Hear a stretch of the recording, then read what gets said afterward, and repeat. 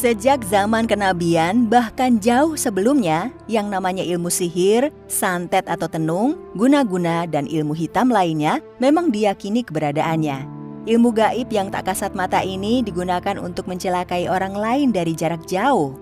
Konon medianya pun beragam, bisa menggunakan rambut, foto, boneka, berbagai jenis bunga, dupa, paku, dan benda lainnya.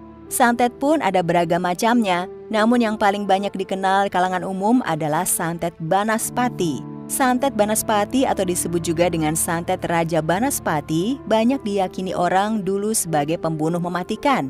Menurut cerita, santet ini adalah jenis yang paling menakutkan. Saking dahsyatnya, sesiapa yang dikirim santet ini akan seketika tewas.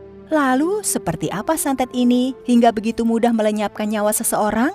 Simak ulasan lengkapnya berikut ini. Santet Banaspati membuat korbannya bisa mati seketika. Diyakini banyak orang sebagai salah satu ilmu santet tingkat tinggi, kematian mendadak akan menimpa orang yang dikenai santet ini. Sulit untuk melawan kesaktian santet Banaspati. Bahkan kabarnya hanya orang yang menguasai santet ini jugalah yang bisa bertahan oleh serangan hebatnya. Dikatakan bahwa santet ini tidak bisa ditangkal dengan doa spiritual dengan muatan yang standar. Bahkan katanya, jimat sakti tolak balak pun dengan mudah bisa ditembus oleh keganasan santet Raja Banaspati.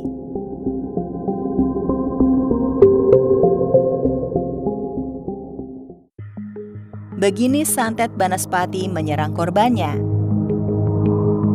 Telur ayam kampung yang pertama kali keluar dari induknya diyakini sebagai media untuk menciptakan santet Banaspati. Menurut cerita, telur akan dimantrai sesuai orang yang akan dituju. Setelahnya, diadakan ritual di atas bara api hingga telur tersebut meletus dan mengeluarkan bara api yang menyala-nyala. Bara api ini kemudian akan secara otomatis melayang terbang menuju sasaran yang telah ditetapkan.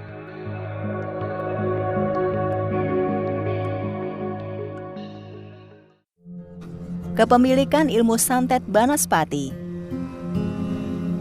Di zaman yang gandrung dengan layanan internet, maka akan banyak ditemui situs website atau jejaring sosial yang mengaku sebagai orang yang menguasai santet Banaspati.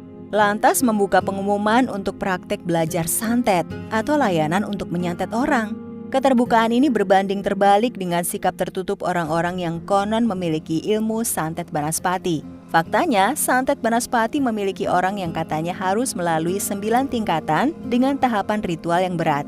Karenanya, di zaman dahulu saja hanya sedikit orang yang mampu menguasai ilmu ini.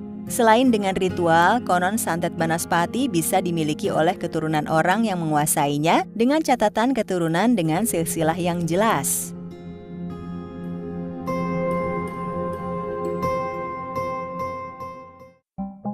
Cara menangkis santet Banaspati.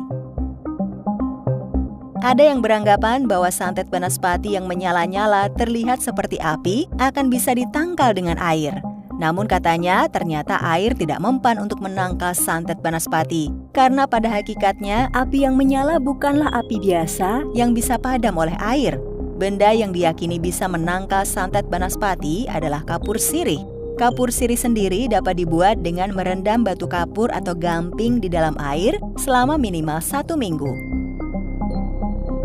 Itulah santet Banaspati yang konon ditakuti dan keganasannya bisa bikin korbannya mendadak kehilangan nyawa.